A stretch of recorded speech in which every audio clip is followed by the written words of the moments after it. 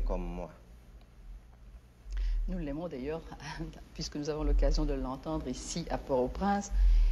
Et dans différents messages que vous avez adressés au peuple haïtien, Monsieur le Président, vous parlez de révolution sociale. Quel est le sens de cette révolution? Quels sont les principes qui la caractérisent? Ce n'est pas seulement dans mes différents discours et messages. C'est depuis plus de 25 ans que, en tant que sociologue, ethnologue et écrivain, que je parle de révolution sociale. Ce pays, si vous lisez très bien le livre de James LeBurn, The Haitian People, vous verrez le background du peuple haïtien.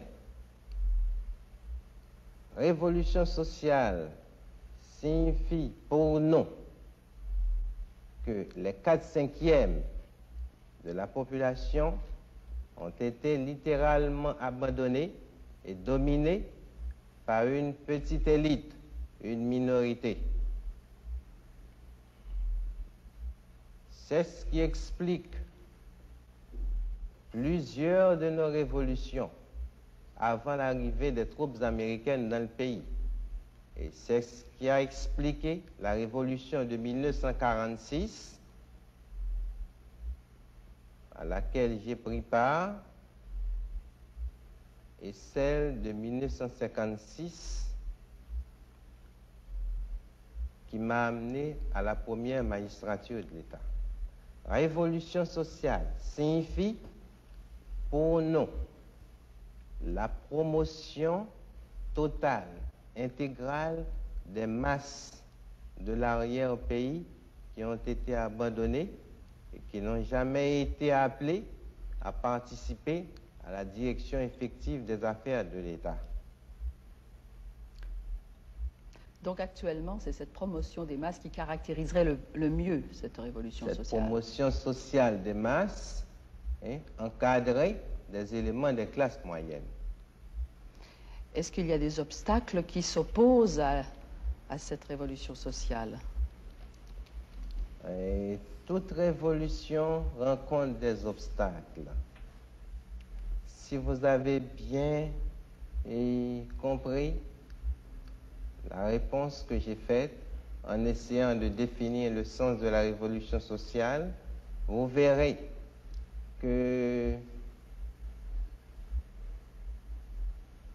après 150 ans, ce n'est pas facile de réaliser une révolution sociale intégrale, mais nous voulons la réaliser étape par étape, parce qu'il est temps que le pays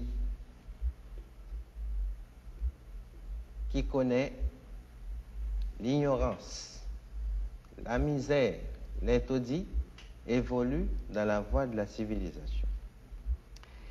Et quel est le problème central de votre gouvernement? Le problème central de mon gouvernement, c'est justement en fonction de cette révolution sociale. Le problème central de mon gouvernement est lié à cette révolution sociale. Nous avions